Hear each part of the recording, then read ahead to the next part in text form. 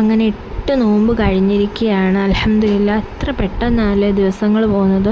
നോമ്പ് തുടങ്ങിയത് മാത്രമേ ഓർമ്മയുള്ളൂ. പെട്ടെന്ന് ആ നോമ്പ് കഴിഞ്ഞു പോകുന്നത്. ആദ്യത്തെ 10 നോമ്പിന് ഇനി 2 ദിവസം കൂടെ ബാക്കിയുള്ളൂ.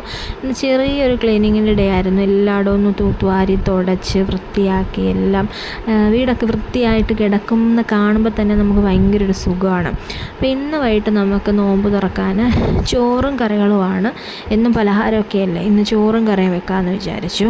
അങ്ങനെ കുറച്ച് മീനുണ്ടായിരുന്നു, അതിനെയൊക്കെ ഫ്രൈ ചെയ്യാനായിട്ട് മുളകൊക്കെ പുരട്ടി വെച്ചു. പിന്നെ കുറച്ച് പയറുണ്ടായിരുന്നു, അതൊക്കെ എടുത്ത് കറി വെക്കാം എന്നൊക്കെ വിചാരിച്ചിങ്ങനെ ഇരിക്കുമായിരുന്നു. അപ്പോഴത്തേക്കിനും അപ്പുറത്തെ വീട്ടിലെ കുട്ടികളൊക്കെ വന്നു. അവർ കുറച്ച് നേരം ഇവിടെ വന്നിരിക്കാറൊക്കെ ഉണ്ട്. അങ്ങനെ അവർ വന്നിരുന്നു. കുറച്ച് വേറെ ചുള്ളിക്കമ്പൊക്കെ കിടപ്പുണ്ടായിരുന്നു. അപ്പോൾ അതൊക്കെ അവർ തീ കത്തിക്കാനായിട്ട് പിറക്കിയെടുത്തു. അങ്ങനെ കുറച്ച് നേരം അവരോട് വർത്തമാനം പറഞ്ഞൊക്കെ ഇരുന്ന് സമയം പോയതറിഞ്ഞില്ല. അങ്ങനെ പിന്നെ പെട്ടെന്ന് ചോറ് വെക്കാമെന്ന് വിചാരിച്ചു. നേരത്തെ ചോറ് വെച്ചാൽ പിന്നെ പകുതി പണി കഴിഞ്ഞ പോലാണ്. അങ്ങനെ പെട്ടെന്ന് അരിക്കുള്ള വെള്ളമൊക്കെ ഇട്ടു, അരിയെല്ലാം കഴുകി വൃത്തിയാക്കി ഇതുപോലെ നന്നായിട്ട് കഴുകി വൃത്തിയാക്കി നമ്മൾ അടുപ്പിൽ വെച്ചിട്ടുണ്ട്. പിന്നെ കുറച്ച് കട്ട് ഫ്രൂട്ട്സൊക്കെ കഴുകി, മുന്തിരി ഉണ്ടായിരുന്നു, തണ്ണിമത്തനുണ്ടായിരുന്നു, അതൊക്കെ കഴുകി ഒന്ന് വൃത്തിയാക്കി വെച്ചു.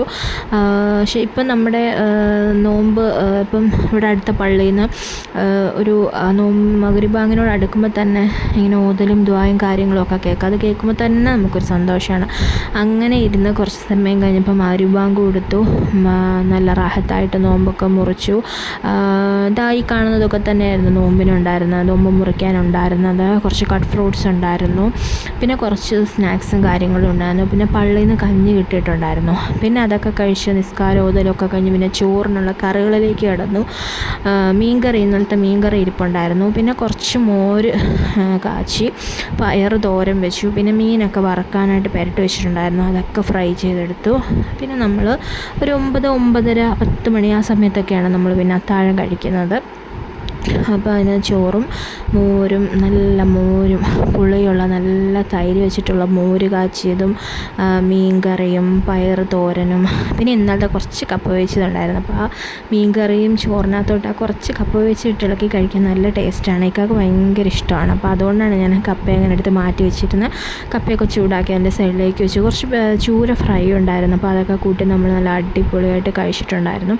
പിന്നെ നമ്മൾ ഒരു കുപ്പി വെള്ളവും കുടിച്ചു. അപ്പോൾ ഇന്നത്തേക്ക് ഇത്രയുള്ളൂ.